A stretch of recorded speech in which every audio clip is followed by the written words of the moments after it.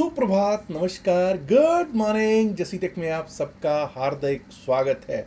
सोमवार 6 जुलाई 2026, मंडे 6 जुलाई 2026, यानी कि एक नए हफ्ते की शुरुआत। और इस हफ्ते की शुरुआत में ये भी बता दूं कि भाई इस हफ्ते में TCS will set the ball rolling for the results. TCS के बृहस्पतिवार यानी कि थर्सडे 9 जुलाई को आने हैं नतीजे। 9 जुलाई को नतीजे आएंगे टाटा कंसल्टेंसी सर्विसेज के। और उसके बाद तो पता है आपको कि क्वार्टरली नतीजे आते ही रहेंगे अगले कुछ दिन तक। वहीं से बॉल सेट होगी कि किस तरफ आईटी जाएगा। और आपको पहले भी मालूम है कि TCS सबसे पहले नतीजे देता है और उसके बाद फिर वो मूड माहौल मार्केट का तय करने का भी काम करता है। चलिए देखेंगे कैसे इस बार कैसे आते हैं नतीजे, क्या और क्या आईटी इसको कहते हैं ना नीचे से अब ये बाउंस बैक करेगा या नहीं करेगा, वो इस हफ्ते या अगले हफ्ते अगले 2 हफ्तों में तय हो जाएगा। अब आज की मार्केट में इम्पोर्टेंट क्या है उस चीज़ पर भी देखने का एक सबब होना चाहिए हमारा। पहली बात तो ये जान लीजिए कि लास्ट वीक हमने लगभग 0.9% ऊपर जाके क्लोज किया है।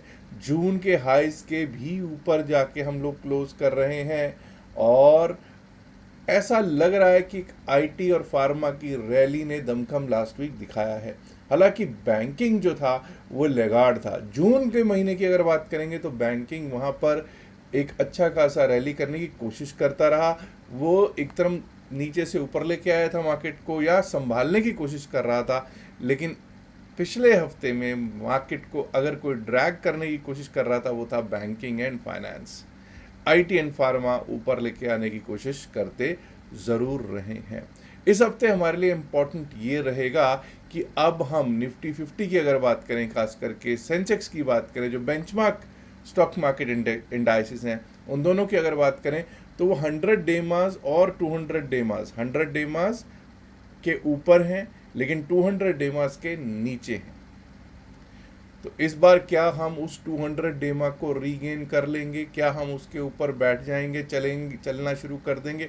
अगर हम उसके ऊपर बैठ जाने में कामयाब हो जाते हैं तो मार्केट फिर से कह सकेंगे कि भाई अब ताकत तो लेने की कोशिश कर ही रही है, लेकिन तब हम बिल्कुल कह सकेंगे कि भाई अब मार्केट ने ताकत ले ली है, जैसी ताकत उसको चाहिए होती है। बात करते हैं FIIs और DIIs शुक्रवार को क्या करके गए हैं। अगर हम बात करेंगे FIIs और DIIs की ट्रेडिंग एक्टिविटी की, तो FIIs कैश में नेट बायर्स बन के गए हैं 1355.33 करोड़, 1355.33 करोड़ के कैश में नेट बाय में बैठे हुए दिखाई दे रहे हैं।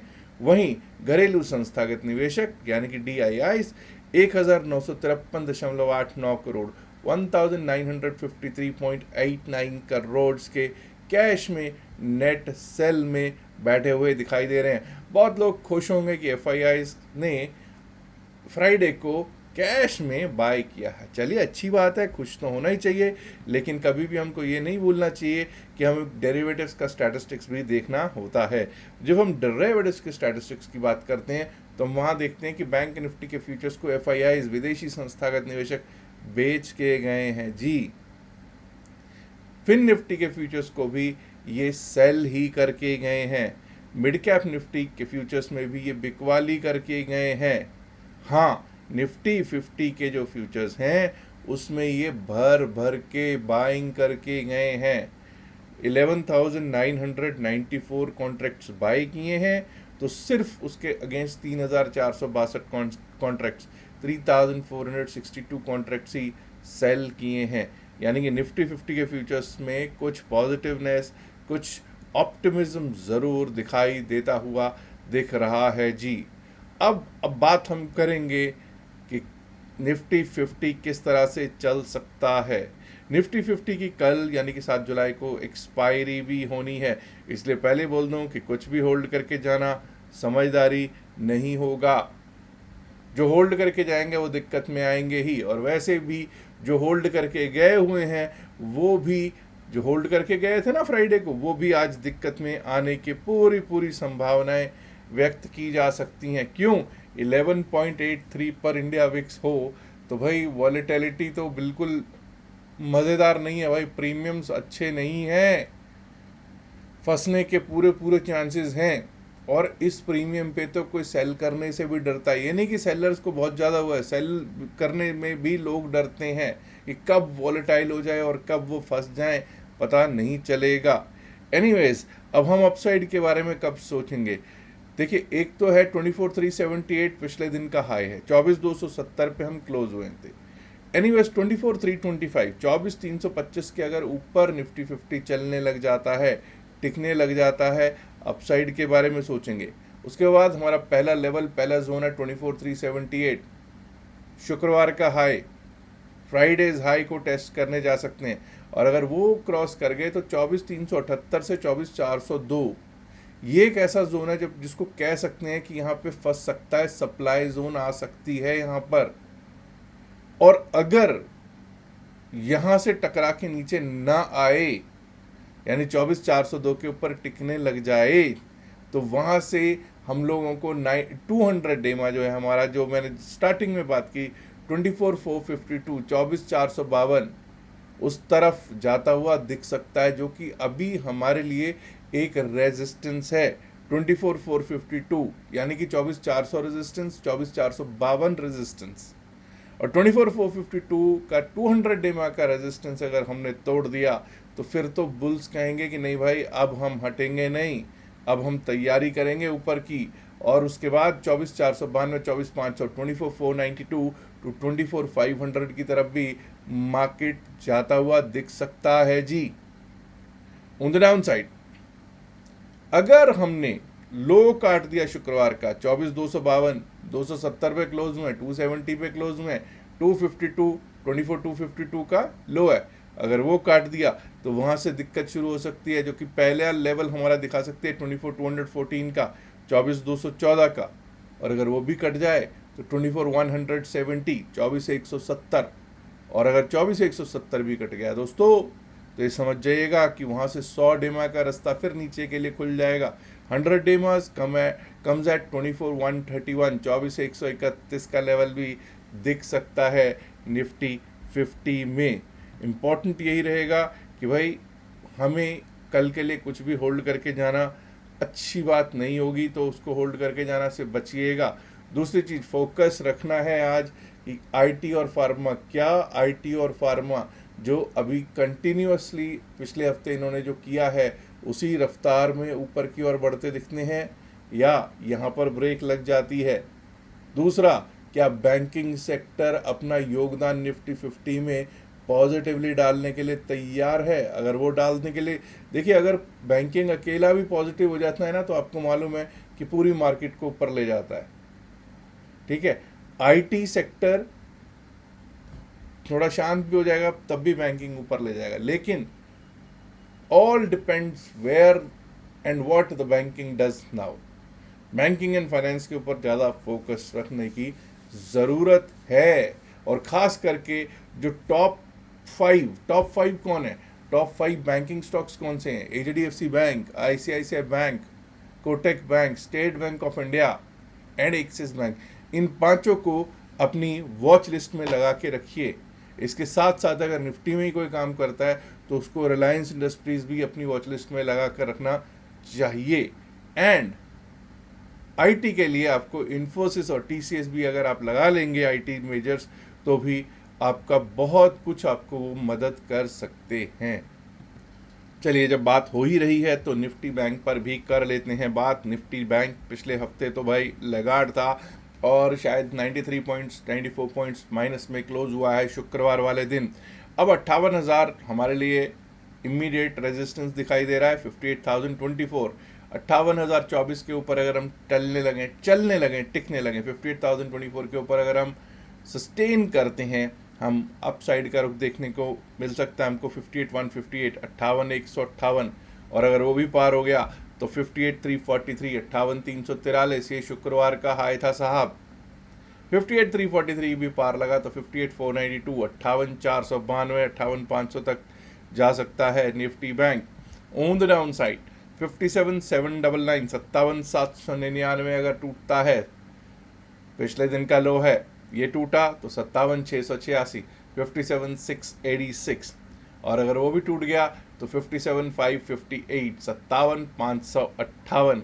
और अगर वो भी टूट गया दोस्तों तो 57,431, 57,431 के लेवल्स दिखाई पड़ सकते हैं दोस्तों। और दोस्तों अब हमारा आज का प्रश्न है, विश्व में स्टॉक मार्केट के लिए सबसे ज़्यादा वॉलेटाइल मंथ कौन सा होता है? इसका आप जवाब दीजिएगा, कमेंट्स में दीजिएगा, और जो इसका सही आंसर देगा उसका नाम आज शाम वाले वीडियो में अनाउंस किया जाएगा। इंस्टाग्राम पर भी अब मैंने एक सीरीज़ चलाई है, क्वेश्चन एंड आंसर सीरीज़, जिसमें कि कल रात्रि यानी कि संडे रात्रि में मैंने एक क्वेश्चन पूछा था। वो ये था कि कौन सा मंथ स्टॉक मार्केट के लिए वर्स्ट परफॉर्मिंग मंथ होता है। बहुत लोगों ने उसका सही आंसर दिया, लेकिन यहाँ पर फिर से एक बार बता देता हूँ, month of September historically worst performing month रहा है अभी तक हिस्टोरिकली। ठीक है जी, हिस्ट्री में अगर हम देखेंगे तो सितंबर थोड़ा गड़बड़ रहता ही है, और बस यही दुआ कीजिए इस बार अच्छा सितंबर भी अच्छा जाए। और अब आपने यहाँ पर जो प्रश्न का आंसर देना है वो देना है कि कौन सा ऐसा महीना है जो सबसे ज़्यादा वॉलेटाइल रहता है वैश्विक बाज़ारों के लिए, स्टॉक मार्केट्स के लिए। चलिए अब चलते हैं और देखने की कोशिश करते हैं कि किस तरह से BSE सेंसेक्स स्थित है। BSE सेंसेक्स की तरफ बात बढ़ती हुई देखते हैं कि BSE सेंसेक्स किस तरह से काम कर सकता है आज। जब हम सेंसेक्स की बात करते हैं दोस्तों तो BSE सेंसेक्स 77,763.91 77,763.91 पर क्लोज हुआ था। 77,710 का लो था। अगर ये टूटता है, जब तक ये 77,710 नहीं टूटे, डाउन साइड के बारे में हम नहीं सोचेंगे, रिस्पेक्ट देंगे लो को। उसके नीचे गए तो 77,514, दैट इज द 100 डे मास, 77,514 पे 100 डे मास स्थित है। वो टूट गया तो 77,355, 77,355, and below that we might be able to see 77,211, 77,211। Upside पे देखिए 78,000 के ऊपर जब तक नहीं चलेंगे, 78,020 के ऊपर जब तक नहीं चलेंगे, नहीं टिकेंगे, अप साइड के बारे में नहीं सोचेंगे। 78,157, 78,157 का लेवल दिख सकता है जी उसके ऊपर, और अगर वो भी पार हुआ तो 78,337, 78,337। Above that we might be able to see 78,500 to 78,515, 78,500 से 78,515 के लेवल्स दिख सकते हैं BSE सेंसेक्स पर। अब बात कर लेते हैं ज़रा निफ्टी मिड कैप और फिन निफ्टी की भी। मिड कैप निफ्टी की जब हम बात करते हैं तो 14,545 पर क्लोज है। 14,602 के ऊपर जब तक नहीं चलेगा, नहीं टिकेगा, अपसाइड के बारे में नहीं सोचेंगे। 14,602 के ऊपर ही हम अपसाइड के बारे में सोचेंगे। 14,629 पहला लेवल है जी, 14,629, और उसके ऊपर पिछले दिन का हाई 14,653 को स्ट्राइक करने के लिए जा सकता है Nifty mid cap. Above that we might be able to see 14,678, 14,678 का लेवल दिख सकता है।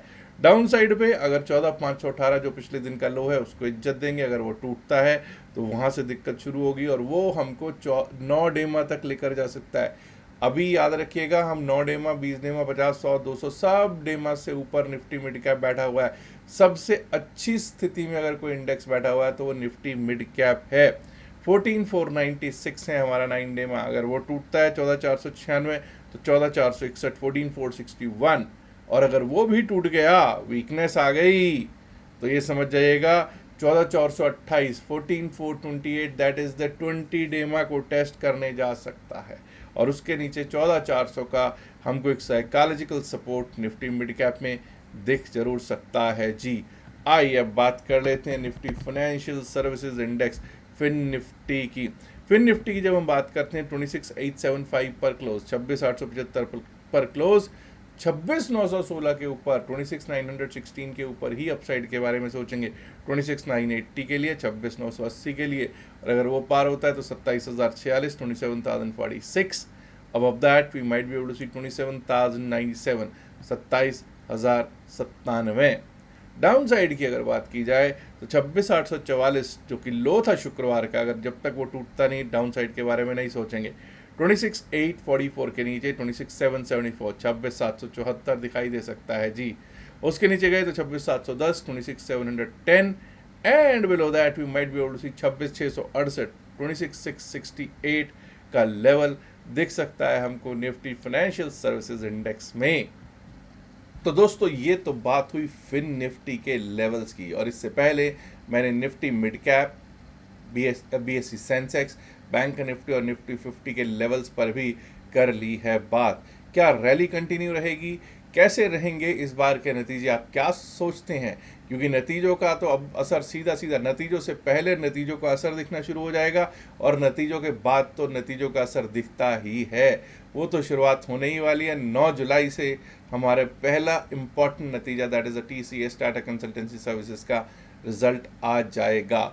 और ये भी देखना होगा कि ईरान और यूएस, इज़राइल, ये तीनों अब किस क्या रुख रहता है इनका, और क्या आगे चल के कुछ स्थितियां बेहतर होती हैं, क्या कोई डील यूएस और ईरान में एक जो अभी तक तो फ्रेजाइल है, क्या वो स्टेबल एक डील रहती है या दिक्कत भरा सबब रहेगा?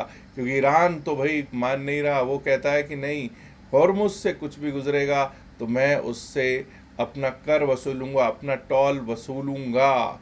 लेकिन अमेरिका कह रहा है कि ना भाई, यहाँ से कोई टोल वगैरह आप वसूल नहीं सकते। तो देखते हैं अब क्या बात बनती है। अभी तो आपको मालूम है कि अल खमैनी साहब के जो फ्यूनरल का भी प्रक्रिया चल रही है। अब देखते हैं कि उसके बाद ही कुछ देखने को शायद अगले हफ्ते से कुछ होने की संभावनाएं होंगी। और बाकी क्रूड ऑयल $67-68 के आसपास इस समय है, और ये अच्छी चीज़ है। $67-68 के अगर आसपास टिका रहता है, अगर ये टिका रहता है तो ये अच्छी चीज़ ही रहेगी वैश्विक बाज़ारों के लिए। तो दोस्तों दो चीज़ें और है, अगर आपने अभी तक हमारा आपने अपना क्रिप्टो करेंसी का अकाउंट नहीं खुलवाया है तो हमारे लिंक से आप क्रिप्टो करेंसी का अकाउंट खुलवा सकते हैं। डिस्क्रिप्शन पिन में से तो वीडियो में लिंक दे रखा है, और ऊपर भी आपको इस साइड पे QR कोड दिख रहा होगा, आप उस QR कोड से भी अपना अकाउंट खुलवा सकते हैं। टेलीग्राम चैनल से अगर आप जुड़ना चाहते हैं तो टेलीग्राम चैनल का लिंक भी डिस्क्रिप्शन और pin message of the video में दे रखा है। याद रखिएगा, जो भी बातचीत इस वीडियो में की गई है सिर्फ और सिर्फ एकेडमिक पर्पज से की गई है। इसका बाय सेल की सलाह से कोई लेना देना नहीं है। बाय सेल की सलाह के लिए आप अपने फाइनेंशियल एडवाइजर से बात कीजिएगा। इल्तिजा है, गुजारिश है, रिक्वेस्ट है कि इस वीडियो को लाइक करें, शेयर करें इस वीडियो को अपने दोस्तों के साथ ज़्यादा से ज़्यादा संख्या में। एंड माय डियर फ्रेंड्स, अगर आपने अभी तक जसीटेक चैनल को सब्सक्राइब नहीं किया है, देर किस बात की, सब्सक्राइब करना तो बनता है ना।